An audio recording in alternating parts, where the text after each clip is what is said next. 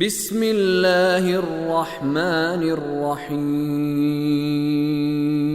والشمس وضحاها والقمر إذا تلاها والنهار إذا جلاها والليل إذا يغشاها والسماء وما بناها والأرض وما طحاها ونفس وما سواها فألهمها فجورها وتقواها قد أفلح من زكاها وقد خاب من دساها كذبت ثمود بطغواها إذ انبعث أشقاها۔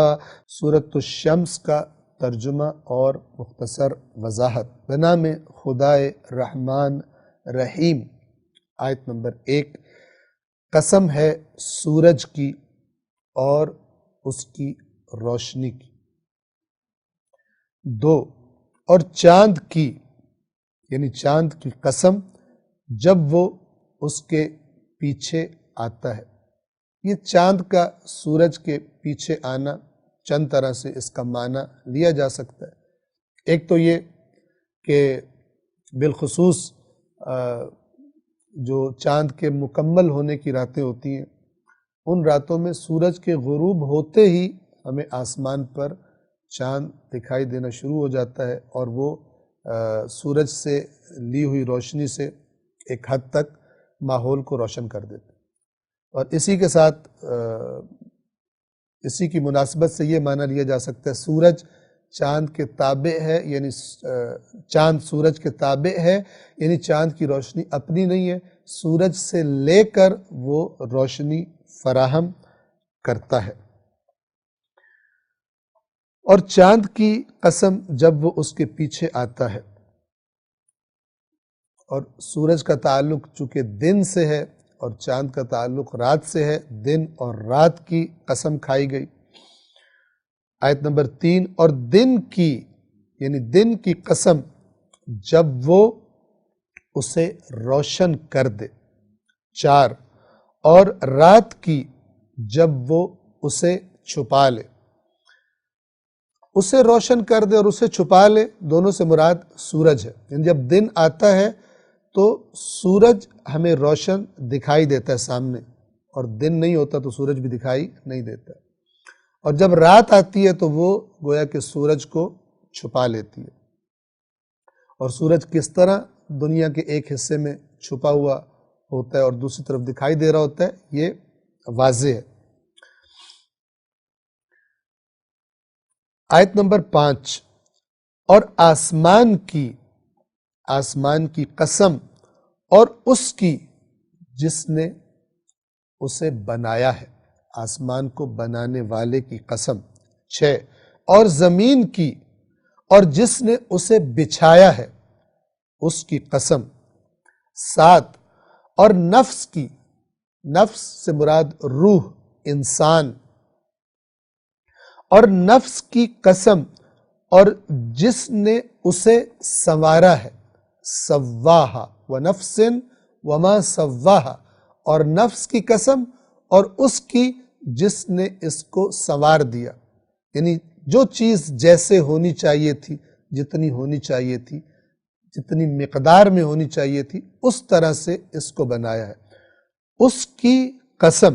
اور پھر جب اس کو بنا بھی دیا اور سنوار بھی دیا تو پھر کیا کیا؟ آیت نمبر 8، پھر اس کو، یعنی اس نفس انسان کو، الہمہا، الہام کیا، یعنی اس کے اندر یہ شعور رکھ دیا، کس چیز کا؟ فجورہا۔ فس کو فجور سے آپ اس کے معنی کو سمجھ سکتے ہیں۔ فجور یعنی نافرمانیاں، بری باتیں۔ وتقواہا، تقوی یعنی پرہیز کرنے کی، پرہیزگاری کی باتیں۔ اچھائی اور برائی کا شعور نفس انسان کے اندر الہام کر دیا جس نے اس کی قسم۔ ان تمام قسموں کو جب انسان دیکھتا ہے، ان میں غور کرتا ہے، تو کیا میسج ملتا ہے؟ ایک میسج تو قرآن کا جو ہوتا ہے کہ یہ سارا منظم نظام یہ باطل اور بے مقصد نہیں ہے۔ اور پھر بالخصوص نفس انسان، کیونکہ قرآن کا مخاطب سب سے پہلا انسان ہے اور اس کے ساتھ ساتھ جنات بھی ہیں، ابھی بات یہاں پر انسان کی ہو رہی ہے۔ خلیفۃ اللہ قرآن کے مطابق انسان ہے، تو یہ قسمیں انسان کی توجہ کرا رہی ہے کہ اپنے اندر بھی غور کر، اپنے باہر والے عالم پر بھی غور کر، اس کائنات پر، اور وہ کائنات اور وہ نظام اور وہ شعور جو تیرے اندر ہے، غور کر وہ کہاں سے آیا، کیسے تجھے کچھ چیزیں اچھی لگتی ہیں، کچھ چیزیں تجھے بری لگتی ہیں، یہ کہاں سے آیا تیرے پاس۔ اور یہ صرف ان کے لیے مخصوص نہیں ہے کہ جو کسی دین کو فالو کرتے، جو کسی دین کو نہیں مانتے، آج آپ دنیا میں دیکھتے ہیں اللہ کو بھی نہیں مانتے، ان کی زندگی میں بھی کچھ ویلیوز ہیں، مثلا انسانی اقدار کے نام پر، انسانی حقوق کے نام پر، مثال کے طور پر بہت ساری چیزوں کے لیے وہ باقاعدہ کوشش کرتے ہیں، فائٹ کرتے ہیں۔ کہاں سے یہ مثال کے طور پر شعور آیا؟ البتہ میں اشارہ کر دوں کہ ہو سکتا ہے بعض اوقات انسان خالق کو چھوڑ کر کسی ایسی لذت کو حقیقت سمجھنا شروع ہو جائے، اچھا سمجھنا شروع ہو جائے، جو اس کے لیے در حقیقت نقصان دہ ہے، کیونکہ انسان کا علم تو ارتقاء کی حالت میں ہے، اور انسان کی عقل جو ہے وہ غلطیاں کرتی ہے، بعض اوقات ایک چیز کو سمجھ لیتی ہے کہ صحیح ہے، تھوڑی دیر بعد پتہ چلتا ہے کہ صحیح نہیں تھی، اس کو تبدیل کر لیتے ہیں۔ دنیا میں کتنے فلسفیوں نے نظام پیش کیے، بعد میں آنے والے ان کے نظام کو رد کر دیتے تھے، باطل کر دیتے تھے۔ وہ جو باطل قرار نہیں دیا جا سکتا وہ اللہ کا دیا ہوا نظام ہے، اللہ خالق ہے۔ تو یہ خالق انسان کو غور کی دعوت دے رہا ہے کہ اپنے نفس میں غور کرو اور اس ذات میں غور کرو کہ جس نے اسے بنایا ہے۔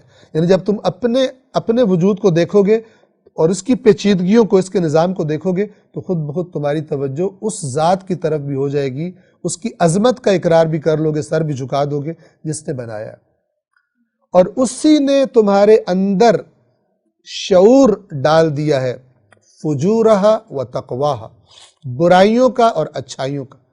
ہر انسان کے اندر یہ شعور ہے، تبھی تو فرمایا تھا وَلَا أُقْسِمُ بِالنَّفْسِ اللَّوَّامَةِ، اور میں قسم کھاتا ہوں اس نفس کی جو ملامت کرتا ہے۔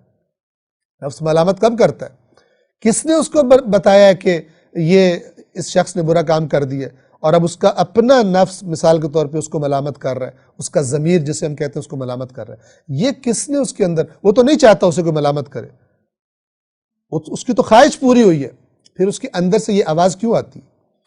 یہ بتا رہی ہے کہ وہ خالق جس نے اسے بنایا ہے، یہ نظام اس نے رکھا ہے، اور یہی آواز اس کو یہ بھی بتا رہی ہے ساتھ ساتھ کہ یہ کام تیرے خالق کو پسند نہیں ہے، یہ اس کی نمائندہ آواز ہے کہ جو تجھے اس کام پر ملامت کر رہی ہے۔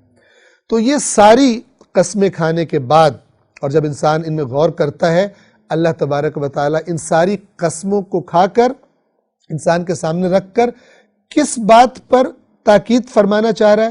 آیت نمبر 9 میں قد افلح من زکاہا، بے شک جس نے اسے پاکیزہ کیا، کس کو؟ اپنے نفس کو۔ کس چیز سے پاکیزہ کیا؟ فجور سے، فسق و فجور سے، نافرمانیوں سے، گناہوں سے۔ قد افلح، بے شک وہ فلاح پا گیا۔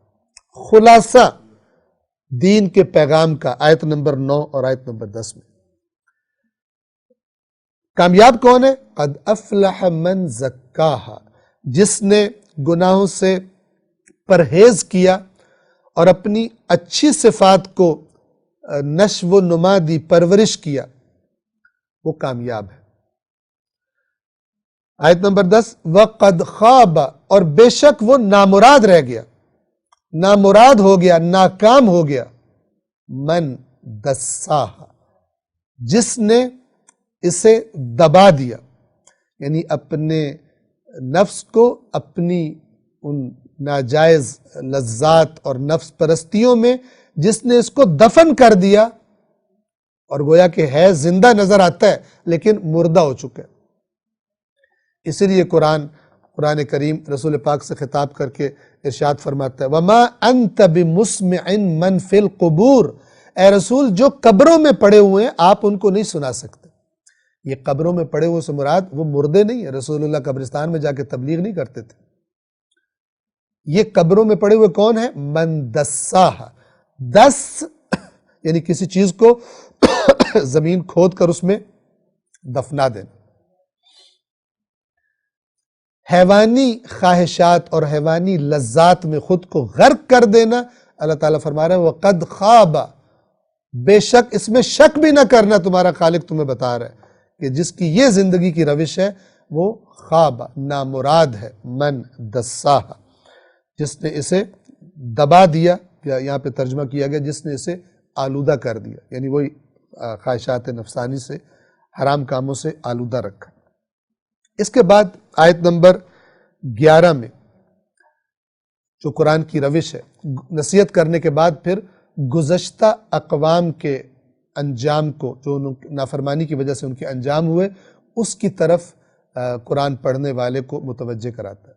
قوم ثمود کا تذکرہ کیا جا رہا ہے۔ آیت نمبر 11، کذبت ثمود بطغواہا، جھٹلا دیا سمود نے اپنی سرکشی کے باعث۔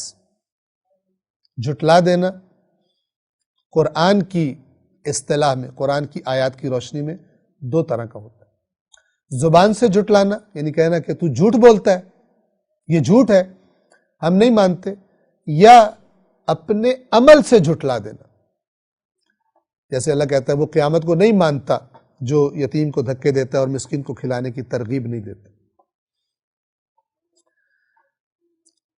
سمود نے اپنی سرکشی کے باعث تکذیب کی، جھٹلا دیا۔ کس کو جھٹلایا تھا؟ حضرت صالح علیہ السلام کو، وہ نبی کہ جو قوم سمود کی طرف اللہ تبارک و تعالی نے مبعوث فرمائے تھے۔ کیسے جھٹلایا؟ کب جھٹلایا؟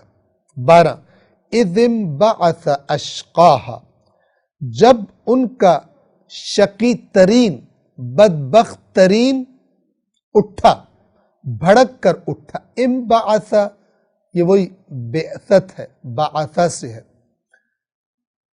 کسی کو بھڑکایا جائے، اکسایا جائے، اس کے جذبات، اور وہ بھڑک کر جب اٹھ کھڑا ہوتا ہے تو اسے کہتے ہیں انبعث۔ اذ انبعث اشقاہا، اشقا شقی ترین، بدبخت ترین، جب وہ گویا بھڑک کر اٹھا۔ صدق اللہ العلی العظیم۔